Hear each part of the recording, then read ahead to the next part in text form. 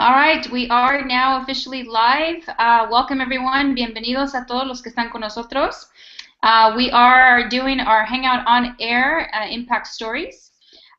This show today is going to be in English, so for those of you listening in that might be on there, don't worry, we will be answering any questions in case any come up that are in Spanish. We will translate. Solo para compartir con ustedes que este Hangout va a ser en inglés. Pero si tienen alguna pregunta la pueden poner en el sitio y nosotros nos encargamos de preguntar esa pregunta en inglés y luego responder en español. Bueno, si me permiten voy a compartir mi pantalla y luego de ahí empezamos. All right, you guys, share my screen.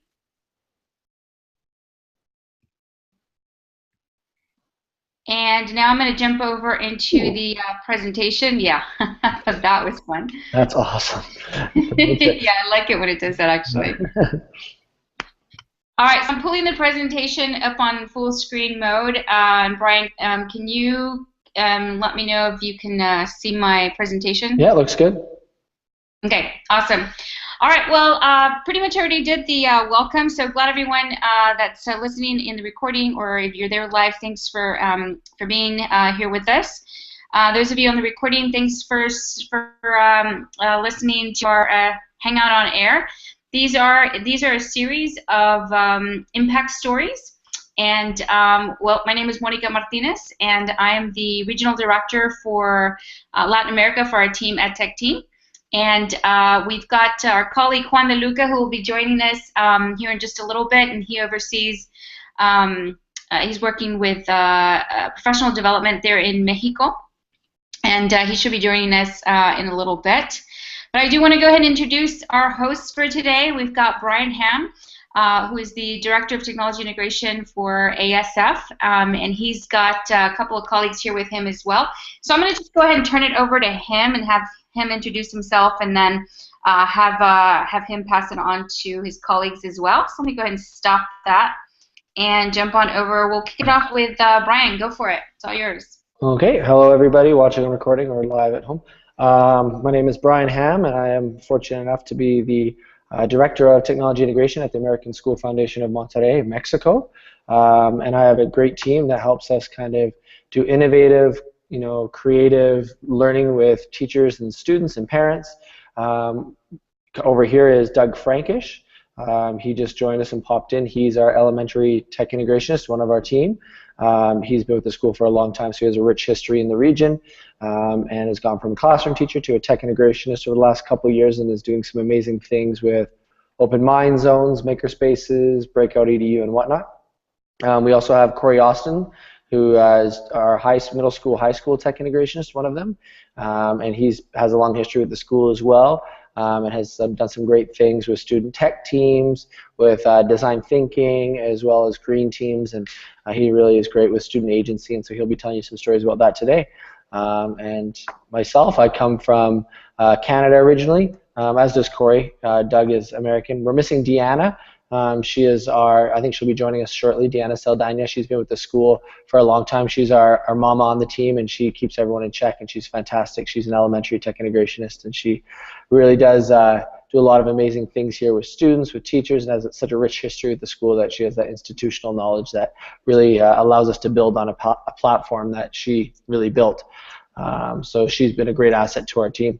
Myself, I'm from Canada originally, where I used to teach phys ed and social studies, and then I moved to Turkey and taught internationally there, and then Korea, where I got into tech integration, and then now I'm here, and I have 2 children and a wife who joined me here. We've been here for a few years now, and are loving Mexico and Latin America. It's a great region. We didn't expect to love it as much as we do, but it's now our new home, and are glad to be here.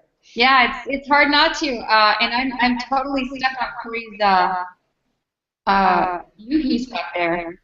His what? Sorry. Corey's view. I'm looking at outside. Oh, yeah, he's rubbing it in. Yeah, How can you not like that? And Corey and I are lucky to live in the canyon right behind there, actually. We're a bit off the grid, and it's really exciting to kind of be in a rural setting within a massive city like Monterrey. So it's yeah. I have a lot of family out there. I miss it. I haven't been out there in a while, but I have a lot of family that lives there. And when I was a kid, I used to go there all the time. Oh, really? Yeah, yeah. But I used Yeah. to spend entire summers out there that I'd spend just go live there over a summer with my family. So I miss it for sure. Yeah, Oh, I can't wait to get out there. We're planning some stuff out there, and I can't wait. oh, I Can't. look forward to hearing about your history in Nogales. Maybe were you in Nogales?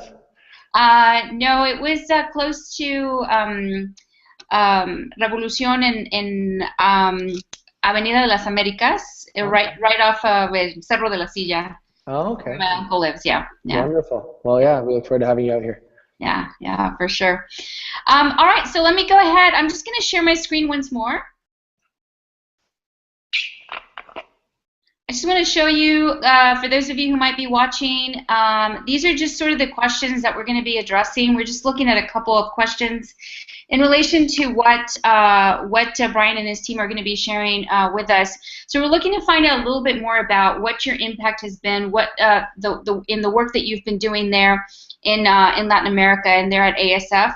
And we're also looking to find out, like, how did you start? How did you get going? What led you to where you are now?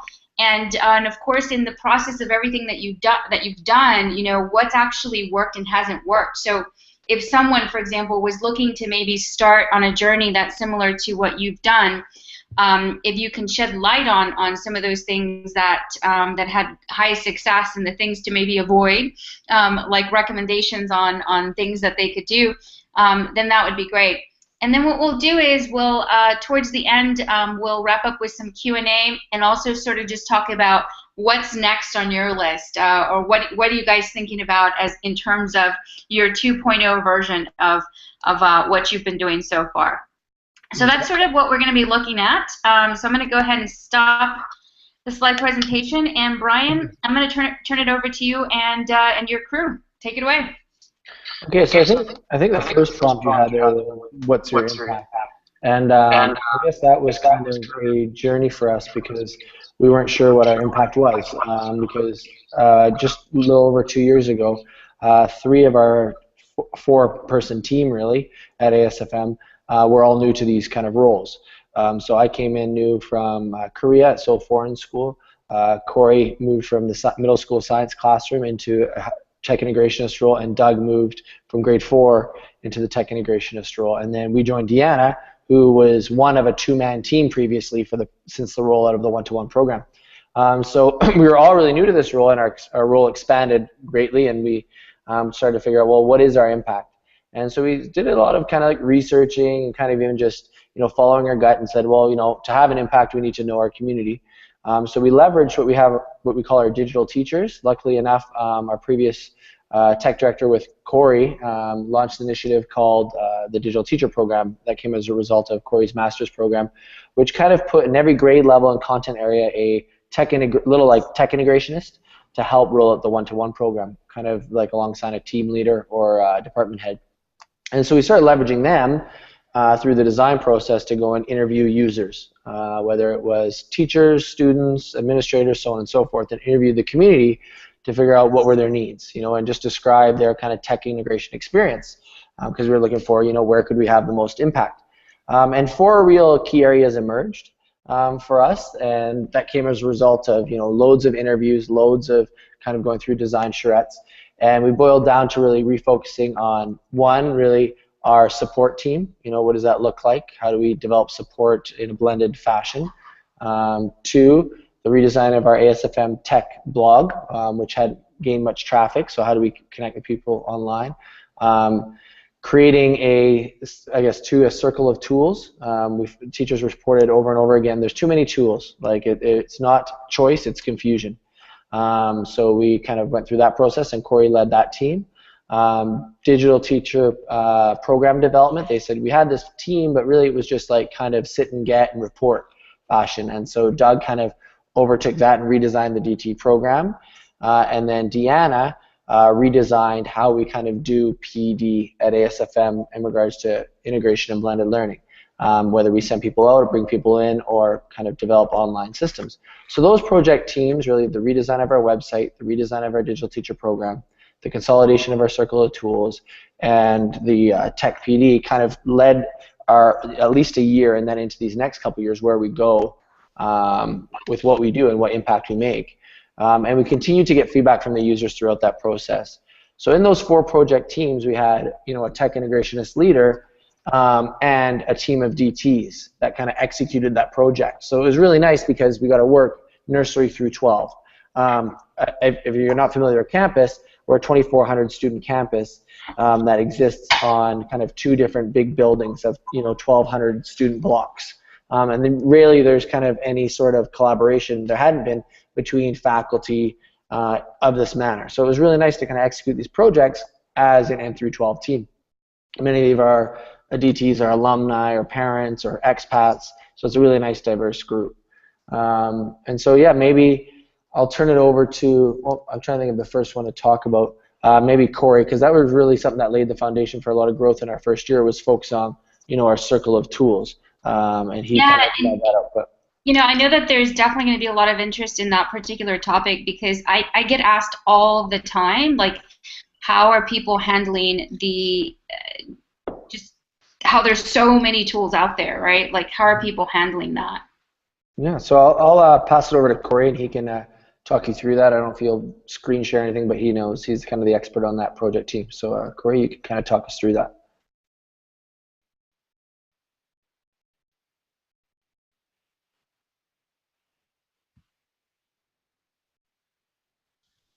You're muted, Corey.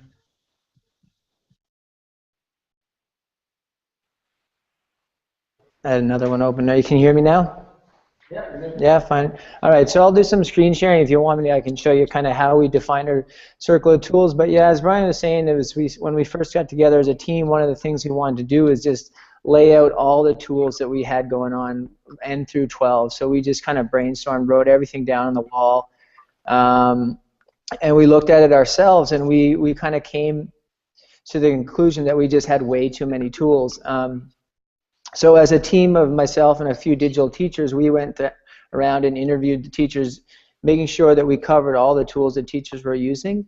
And and then we wanted to like I don't know, we wanted to compact those so it just didn't create too much confusion. So what we did is we came up with this project, the Circle of Tools project. And I'm just going to bring it over to our ASFM Learns kind of blog, where I can just kind of show you some of those tools. Let's just see here. Yeah. Okay. So can you see my ASFM Learns blog? Yeah. All right. So just to give some background, we kind of started. Okay, what are like the main core tools that every teacher needs to kind of use, and right from the very beginning, that would be our Google Apps for Education kind of domain. So that's a lot of productivity, a lot of kind of within there is also collaboration and many different tools. And then of course PowerSchool, we use that for a kind of a grade book and attendance. And then our Haiku LMS. We last year we went through a long process of trying to pick out a new LMS. When we went through at the beginning of the year looking at all the different LMS teachers were using, I think we had around 8 to 10 different ones the teacher were using. We had one, an official school one, but teachers just didn't find it very efficient. So we went through like a very grassroots process of testing and piloting the different LMSs, and we came down to Haiku Learning. So we were very happy with that process, and we found that because it was grassroots, kind of led by digital teachers and led by teachers themselves, that we got a lot of buy-in when we did switch over. So now we're like 100% N through 12, everybody using Haiku Learning, and this is an onboarding year, and everyone's kind of very happy with that. So, and then so as we went down, we kind of defined what some different strands of tools. So the first one you see here is our Open Ed resources. So you can see the different Open Ed resources: Khan Academy, YouTube, TED Ed, Common Sense. So these are just these are the tools that we kind of support and push towards teachers to use if they're using Open Ed resources in their class, and just to kind of help them with a more blended kind of environment. Also, we came with formative response tools.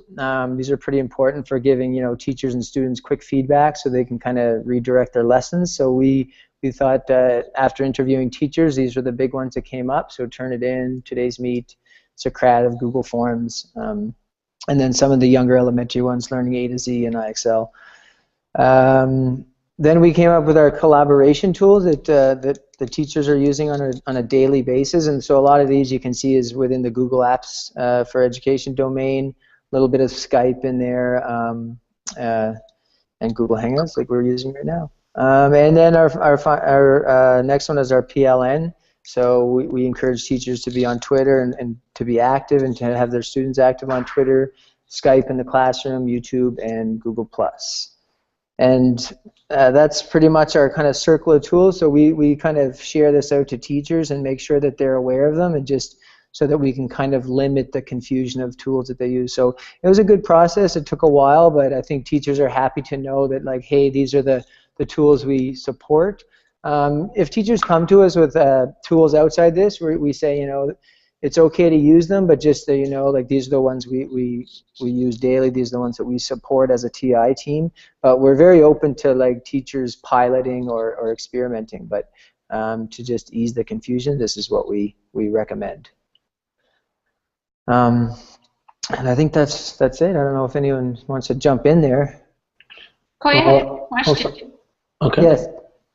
I was just curious, as far as when you guys were going through the process of selecting, and you may have said this when I had to jump off because my connection froze on me, but I'm just curious to know, like, when you were going through this selection process, how did you decide to narrow it down to those specific tools? Like, what was the decision process? Well, mainly, we started with a team of, I think there was 5 of us, and we kind of, well, first of all, our TI team, so the guys that are here in this hangout, we drew up on the wall everything that we knew that the tools teachers were using. So we've got Doug and Deanna in elementary, and myself and Brian in the middle school, high school, but we thought that wasn't enough because we might have missed something. So I developed a team of digital teachers who are just, you know, normal teachers, kind of, they're some from the elementary, some from the middle school, high school, and we just kind of went around and interviewed different kind of stakeholders. So mostly teachers, the odd time students, and again, so we just got a lot of information about the different tools we're using, and we kind of decided as a team the ones that we were going to kind of keep, based on popularity and based on efficiency and function and how the tool is used. We're using Google Apps for Education anyway, so that was kind of a given, and a lot of things you can do within that. But that's not to say that, again, we're not piloting other tools, but these are the official tools. So really, we just made a team. We did interviews with teachers, and we came up with the best kind of list of that we could, or like we condensed them. I don't know if that answers it. Yeah, for sure. Thanks. Okay. Yeah, and as you can, I don't know if you guys can hear me now. As you see on the screen, I shared, like, what was really nice, we kind of shared this throughout this process, with teachers, and invited them to have a voice in this if they wanted to join the team and kind of, you know, explore. They were welcome to, as well as we have what's called a Tech Action Committee, which all the senior admin of the school and tech integrationists and curriculum leaders sit on, and we meet once a month. And what really sold them was this kind of graphic here. Is we plotted out all our division agnostic tools, so all the tools that were used from grade N to 12 on any given day, regardless of grade level or content. So all these tools, and from this we figured out, like, for example, we had like 8 different LMSs. We had 3 different tools doing the same thing, such as like Word, Pages, and OpenOffice. And, you know, we had a lot of things, you know, PowerPoint, Google Slides, Haiku Deck, all doing the same thing. And instead of it creating, you know, choice, it created confusion. And so when we kind of went from this graphic, which I think you can see on my screen, you know, it was like, wow, that is a lot. And we said, well, what if you're a new teacher and you just came into something, and we started grouping them, and you came into something that looked like this? Would that be a bit more digestible? And that was our current ecosystem. It was really, we were already using GAF, we were already familiar with SAMR, and our previous LMS was, you know, EDU 2.0 and Edmodo in the elementary. And so we kind of started boiling it down in regards to efficiency and effectiveness, and really looking at how can we really propose to make something that's a bit more, you know, centered around our school and digestible, because teachers were reporting back to us, you know, especially new teachers, they came in and they felt overwhelmed. They said that it's just like way too much too soon. They don't know where to go. So that really was a big hit, because it was like, oh, thank you, we can breathe. And so I think that kind of was a good launch pad to get us started on a lot of other things that we moved forward on. Yeah, so I'm loving those graphics. oh yeah, sorry. That was very, we were really very excited. We had writable walls at that point. We thought that yeah. was like awesome. Yeah, no, it really helps as far as being able to visualize, like, just how it, how you got to taper down. And like I said earlier, like we hear all the time how, we came from an era when we first kicked off, the whole world of Web 2.0 where, prior to that, there just weren't enough tools, right? There just weren't enough, right? And then we suddenly jumped into now there's way too many, and that's sort of the obstacle I think that we have now as educators. It's like it's just way too much to keep up with. So I like that sort of that concept of narrowing it down to this is what we're fully supporting, but you could certainly bring in something else. I like that flexibility as well. So I'm curious to know from Diana, since you were, I believe, if I understood Brian correctly, you handled the professional development aspect of that. So I'm curious to know like how you guys actually dove into that aspect of this whole thing. Oh, hi. Can you hear me, guys? Yep. Sounds Okay. great. I'm on a new computer. Wasn't sure. Well, when we started the one-to-one program and the Google Apps for Education several years ago, something that was key was, of course, professional development and training of teachers. And, they had our full support, and admin also gave us support on supporting teachers. So that was key into having a successful program. It took some time to roll out. We started gradually, but the support was always there, and it's still there, and that's been a strong aspect of our team. And we have several days or half days throughout the year in which we dedicate to tech integration, training, support, professional development for teachers. And maybe later we can also talk about Live Curious, Go Beyond, which developed from professional development at school, and it is now a full-on conference that we're inviting everyone to. So yeah, that was key. In fact, my first moving out of my role as a tech teacher was as a tech trainer, because that was something that the school envisioned was going to be key in a successful rollout. And something Deanna did really well was we tried to house all this on our website, asfmlearns.com, and she really did a good job on creating this page here for teachers. So any teacher that comes to our school can click on, ASFM Learns, go to For Teachers and Tech Integration PD, and we want to, have recommended places to go where, if teachers want to seek PD, we would recommend these places. Some of these are GAF Summit, some of them are South by Southwest, some of them are the annual NIS conference, etc. And then they could say, okay, well, but what else is there on site? For Google Apps for Education, for Haiku Learning, which is a huge process. And then if they want to apply, they can apply using this form. So that was really nice that Deanna put that together, because a lot of times we get teachers coming to us saying, oh, I want to do PD, but I don't know where, and I want to do PD, but I don't know how. And we kind of made it a nice one-pager where anyone at our school could come and kind of explore and learn with stuff that's been tried and tested by our digital teachers and tech integration team. And Deanna did a great job of really pulling that all together. Yeah, I love that site, and I love the idea of having like one space where they can go and find out, okay, what's all the PD that I have available to me, including other events outside of my own school, in school, online. Like I love it, and I love the little the symbols at the top, by the way, Deanna. So great job there. But so I'm curious to know, like, so did you guys just take, like, you had funding and then you figured, okay, we can support sending people to X number of conferences or X number of teachers? Like, how did you actually come up? Because if I look at your list, if you don't mind scrolling down there for a second, I want to see the, so in this section here, like, you've got these different, yeah, just below the map. So you've got like these different events that people can go to. Is this just like a listing and people then have to apply to get approved, or you already had funding? Like, how did you actually manage that? Well, we have funding through what's really great about ASFM is we really did value the one-to-one program, the rollout of tech integration. We have a strategic innovation plan that just kicked off this year, which really looks at identifying and transitioning to an innovative quality teaching and learning environment for students and teachers. And so we have a separate budget within our budget to really fund teachers and I guess development professionally. So although, and the divisions as well have a separate budget for that. But what's really nice is that, you know, if they don't have funding or they want to explore something that might be another content area, then we have kind of set aside funding to support that. They do go through an application process, so we'll launch the application and say, hey, you know, now's the time to apply for XYZ. But we also are open to, we have teachers come to us all the time and say, hey, I'd like to explore, you know, inspiring spaces, or I'd like to explore, you know, Scratch. And if they're kind of, but I don't know where to go, usually they come to us. We created another page here that says Tech Integration at ASFM, so some of them might be wondering, well, you know, I don't know, a lot of times they go, what do you guys even do? Like, that's a common question because a lot of what we do isn't tech related. So we created this website and graphic to talk about, you know, what we believe, and then our areas of influence, which are really boiled down here, areas of support. So we really support all these areas.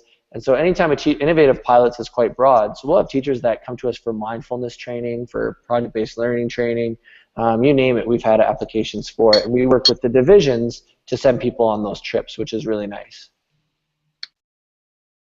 That's really cool. Would you, is this something like a site that others could maybe get to? Yeah, it's asfmlearns.com, and it's an open site on the web. There are some areas that are open to some and not others. It's a Google site, so we use, you know, page level permissions. But yeah, we'd love to have people contribute to the discussion, explore, share, anything and everything. If you go to this is our landing page here, going beyond. We do have a hashtag ASFM Tech, and they can shoot us questions through that anytime, and feel free to explore the website.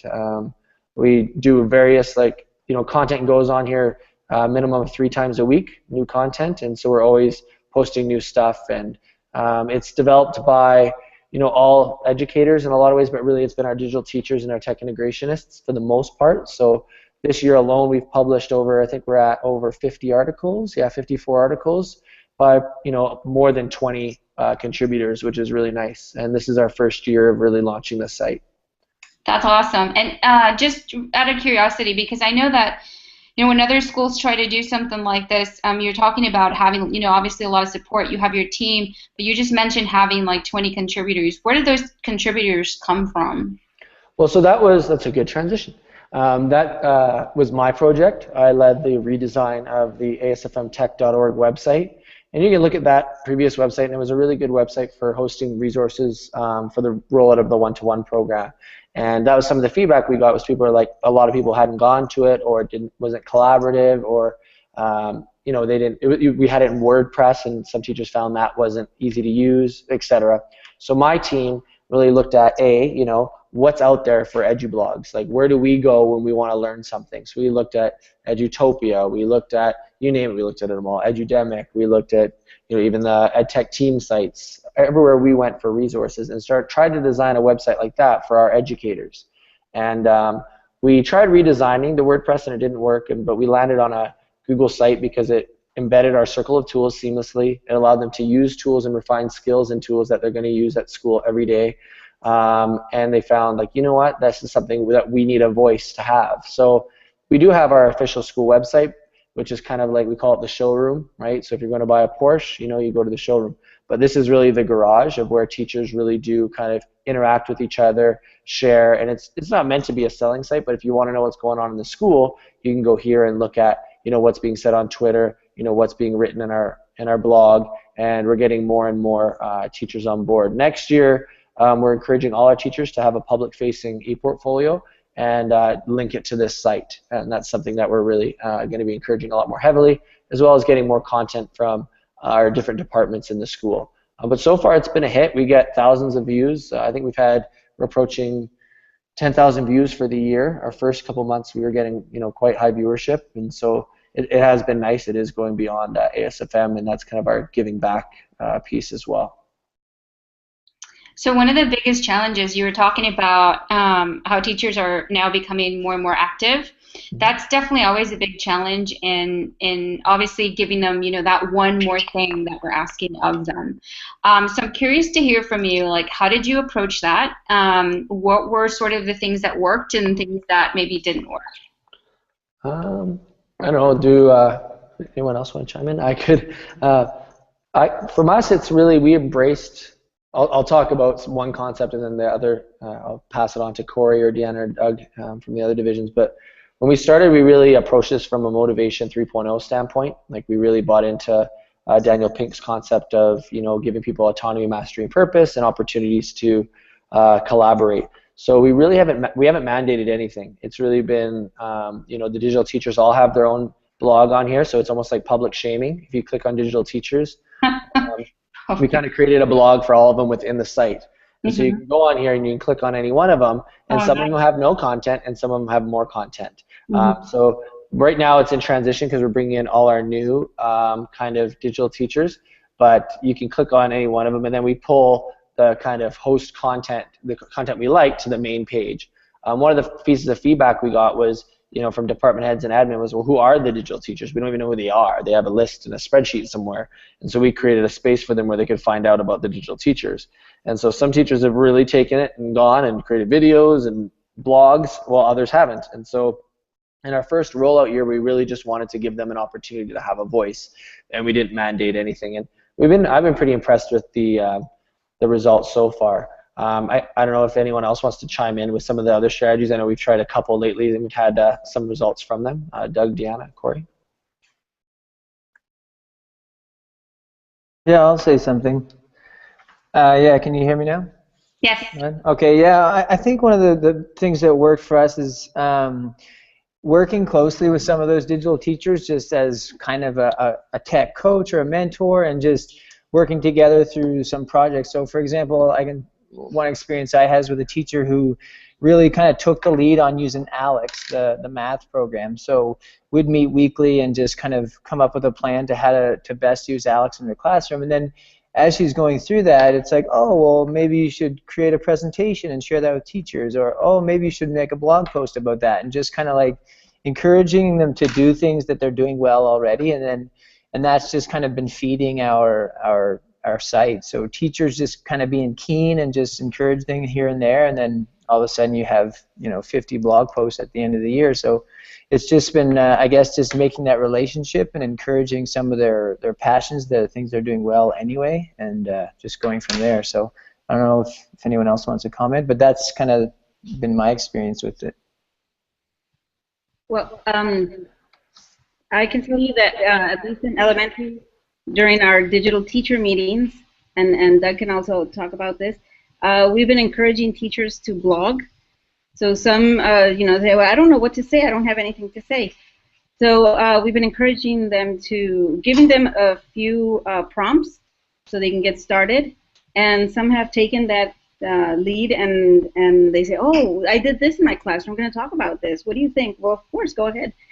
So they are more and more, they're getting more into the habit of reflecting and sharing that through a blog post through our ASFM Learns. Yeah, can you hear me?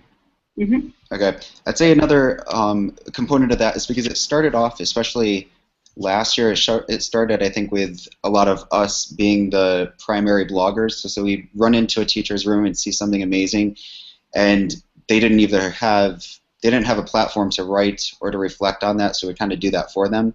But then at the end, they'd have this nice piece that they can, like, whatever, this thing that reflected and showcased what it was that they were doing, so they'd have this nice thing to look at or to share with people for their own, I don't know, for their own portfolio. So now it's kind of like handing the baton over. It's like, okay, like, we could do this for you, but it's better if you reflect on your own practice and start trying to get them to become more comfortable with that. And for some, it's definitely more of a risk than it is for others. But I think that when they're in that group, we've had some success with that lately, when they just giving them 10 or 15 minutes to write while they're all together.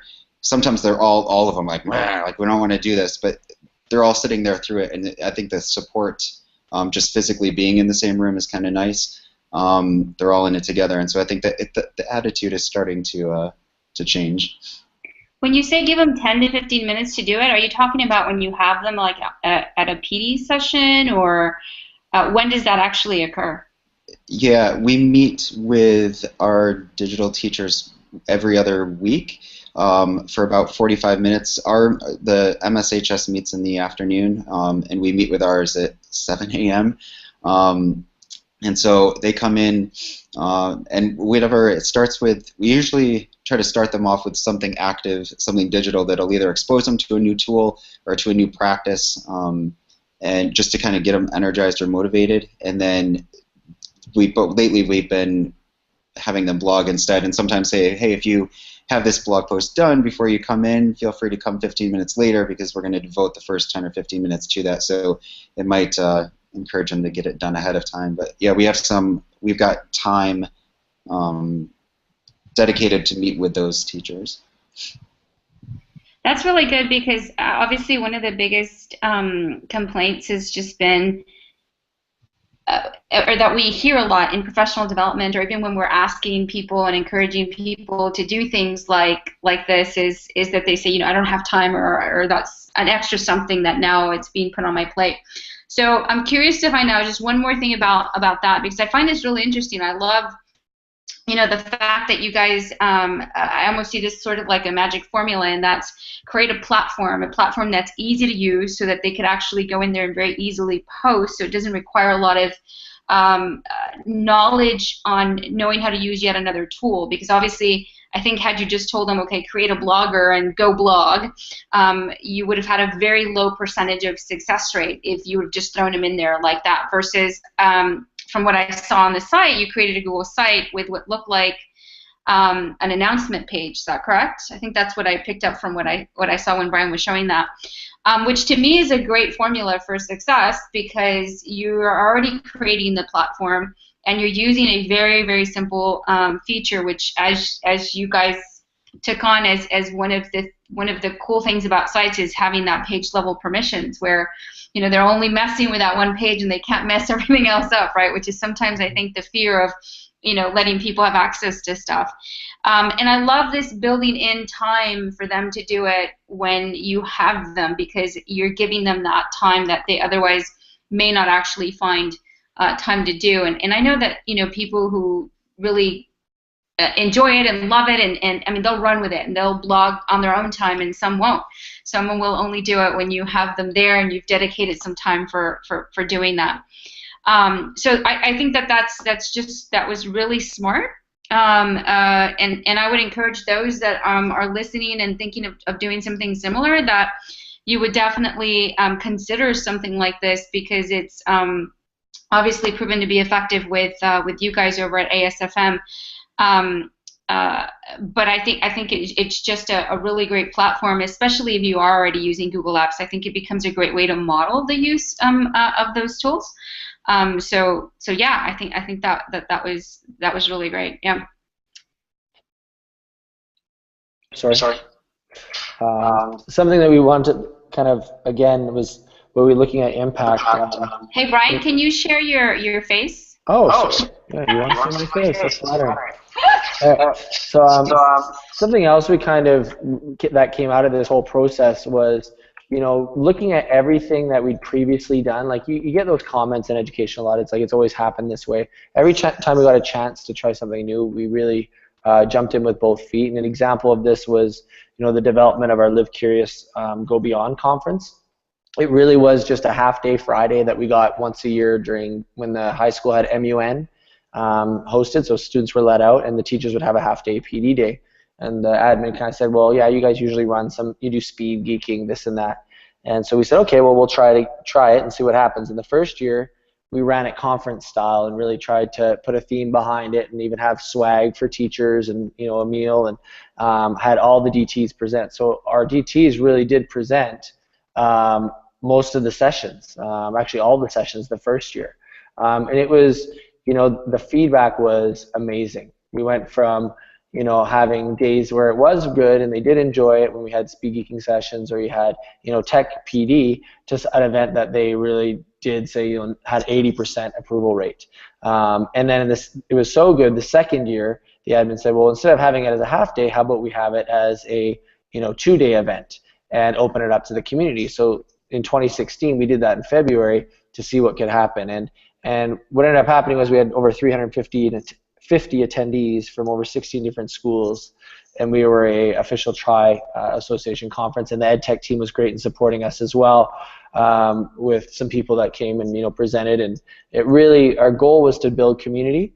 If you look at our website, it has a lot of like our vision there and whatnot, but we really just wanted to build community, kind of connect with people, and kind of expose people in the region to PD they couldn't normally afford. So our initial price point for this was very high. It was something that was like, I think we were at $150, but we had to bring the price down to about $50, and people started coming. It was really nice.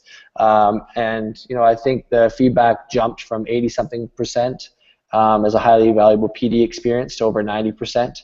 And the DTs was still the feature, but what was nice is they had an external audience, and we had some external talent that really put a shine on the event. And then now that's continued to kind of feed into our PD for the year. And we continue to grow and see where it goes. We really have no expectations. It's not in any way, an attempt to make money or anything. It's just really a community event, and we've really seen some growth from that, which has been really nice.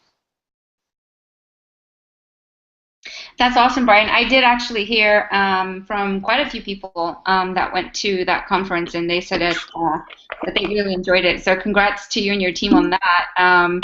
That's definitely some big props. And it also, I think, just shows how people are really just interested in that next thing, right? Like they're looking for more.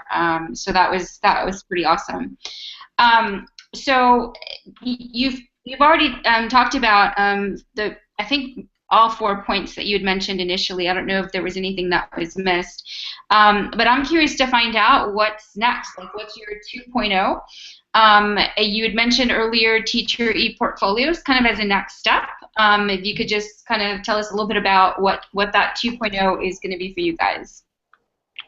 Well, yeah, maybe we could each address our areas. This year, our 2.0 was, instead of being in project teams that were like a one project focus, they transitioned into kind of areas of focus, such as we have a support team, we have a marketing team, we have a motivation 3.0 team, and we have a, what's the other one, innovation team. And we all co-lead those. So instead of it being a website team or a kind of a PD overstructure team, we've kind of transitioned those into the hows. Like if you've read or heard Simon Sinek's Start With Why, we've developed those, and then each of us co-lead and then leverage digital teachers to expand those areas of influence. So that would be our 2.0, is the way we even operate. Getting the e-portfolios, that's something we're gonna recommend in the middle school, high school. We haven't proposed that to the elementary, so if anyone's watching, that'll be a shock to them, but it'll be a good one. And then I guess 2.0 is trying to build because we were an official Tri-Associations conference. An example of this with Live Curious is having it stagger the Tri-Association Annual Conference in October. And so we have a tech and innovation strand at that event that really focuses on bringing tech and innovation to the region. And I know we brought in the tech team to help with Google Labs, and I'm really excited to see how that works out. And so that's really our big 2.0, to be able to offer in the region, a tech and innovation kind of PD opportunity that is twice a year and builds that community consistently, because that was the feedback we got at Tri. We go to Tri and meet with our techies, and they'd say, we really don't have a techie event. We really don't have a time to meet. And I can tell you our local tech integrationists are amazing. Like, I go anywhere with Deanna Saldana, and she's like a superstar with all the local techies. It's like she's plugged in with the ADEs and the GEGs, and all the local techies are really knocking it out of the park. And I'm interested to see how we can blend with the expat techies that maybe aren't as, in the past haven't been here as long, but I think we're starting to see that trend change, and I hope to see some more collaboration between the two kind of groups there. I don't know, Doug, Deanna, Corey, if you guys have any 2.0 quick comments or in regards to your guys' groups. In your 2.0s, for those of you who are going to speak here, I'm curious to hear too, like, from what didn't go well, maybe, like, how are you looking to maybe revise some of that? I'd like to hear on that too. You can speak. Yeah. Well, as far as, I guess I can speak a little more about the Circle of Tools. That's going to be a continuous project. Like, we're always going to be going through the process of kind of renewing and retiring and exploring new tools. So that's going to constantly kind of be updated. So I don't think that job will ever be done, right? no, not in this field, yeah. So, but that's going to keep all the time, yeah. Job security, Corey. Exactly. And one thing too, like we've kind of taken on one of our school-wide goals is the idea of kind of a more blended learning environment. So we've just been kind of dabbling in that this year, and I think with the use of Haiku and the other tools within the Circle of Tools, we're really trying to move more towards a blended learning environment. So we're at the kind of very beginning stages this year, but I think that's something that we'll try to focus on, train, and set new goals for the next couple of years anyway. So that for sure. I don't know if anyone else wants to jump in. Okay.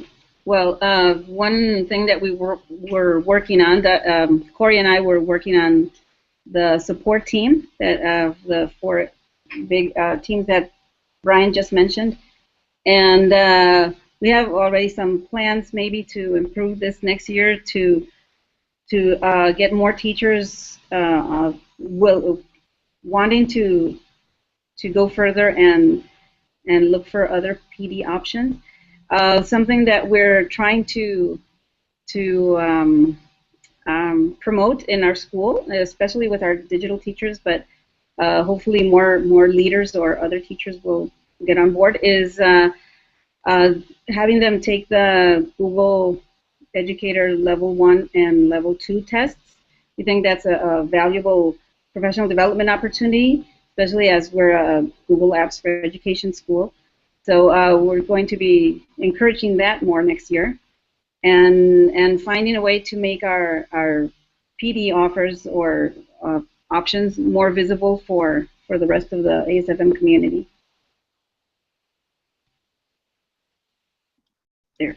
I'm going to add one more thing. I think that even though we're tech integration technically, I think and it's not necessarily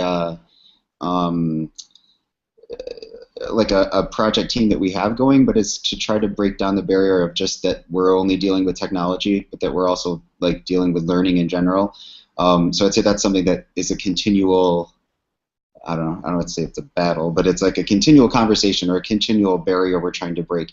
That you don't need to if you want to come to us for something, yes, technology is fun and it's great and we enjoy that. But to be seen as like part of people who are developing curriculum and pedagogical strategies, so just to, I don't know, that it's more about learning than it is about a tool, and try to get the focus off of the tool, even though we do provide support with that, obviously. That's definitely always a challenge, Doug. It's so easy to get caught up on just the tool itself, right? Especially when you think of technology integration, you're thinking you've got to reach for a tech tool, right?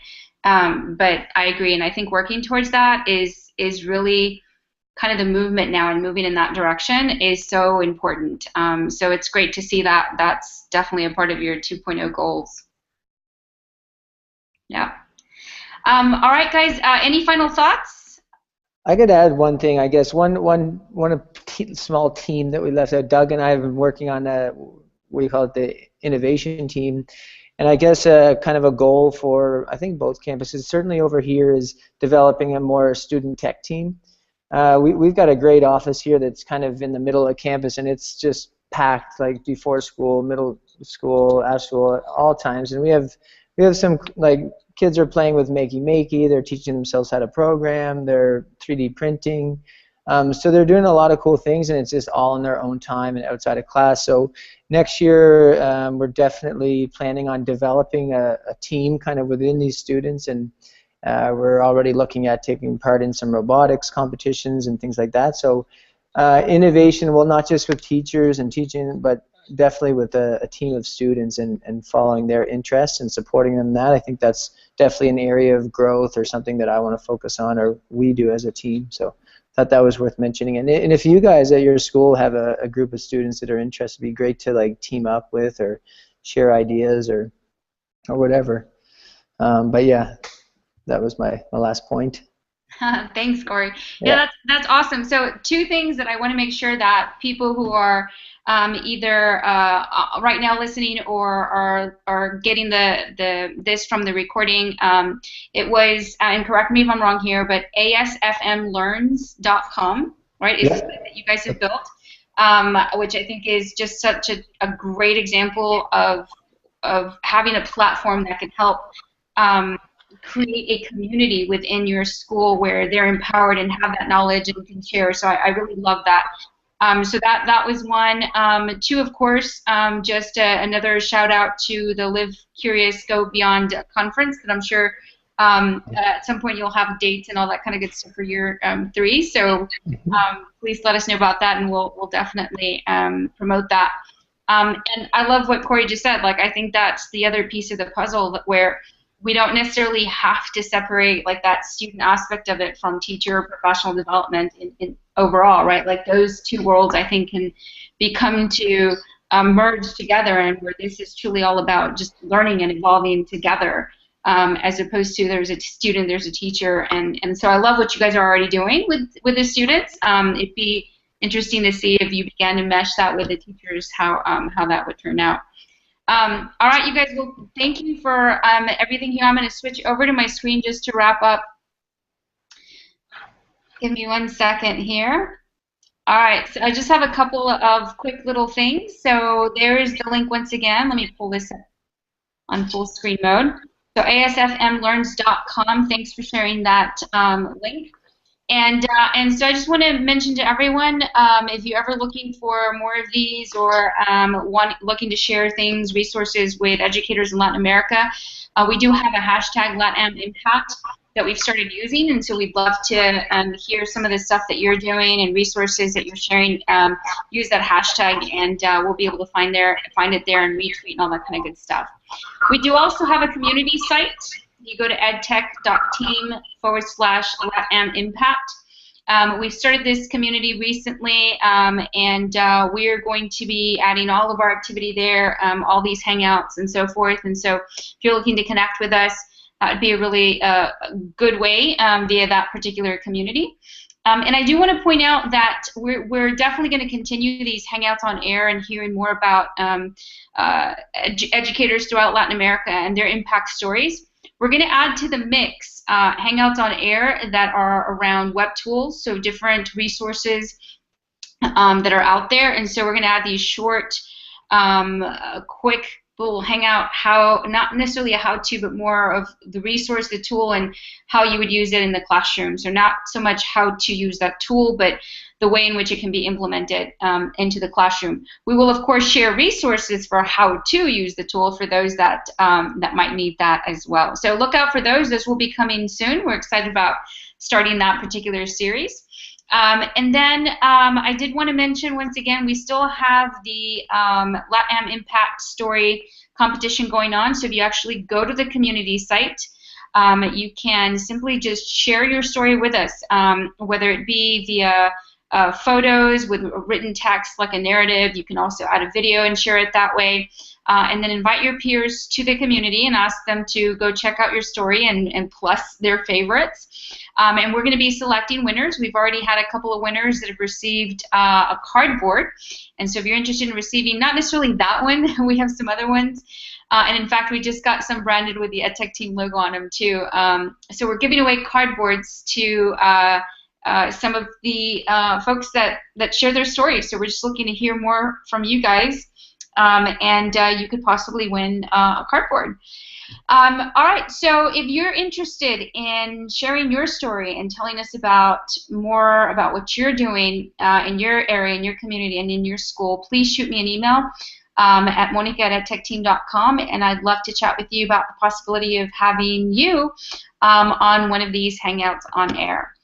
All right, so just to wrap up, those of you who are obviously on the recording, you already have this link, but those of you who are watching live and are looking to find out how do I get back, the current site that you're on is exactly where you would be to get this resource, so I'll be posting that just after we hang up here.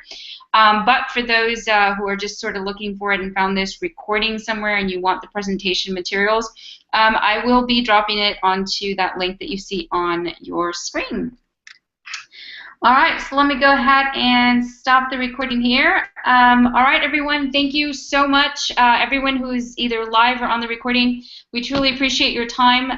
We want to thank, of course, our guests today that were with us for sharing their story. Brian, Corey, Diana, and Doug, thank you so much for sharing, what you've done so far, and it just truly sounds amazing. I look forward to hearing the 2.0 version of this, and hope to see you guys at a conference soon, either there in just around LatAm, or definitely for the third year, I should say, of Live Curious. So looking forward to hearing from that as well. All right, for those of you on the recording or live, good night. This ends the broadcast.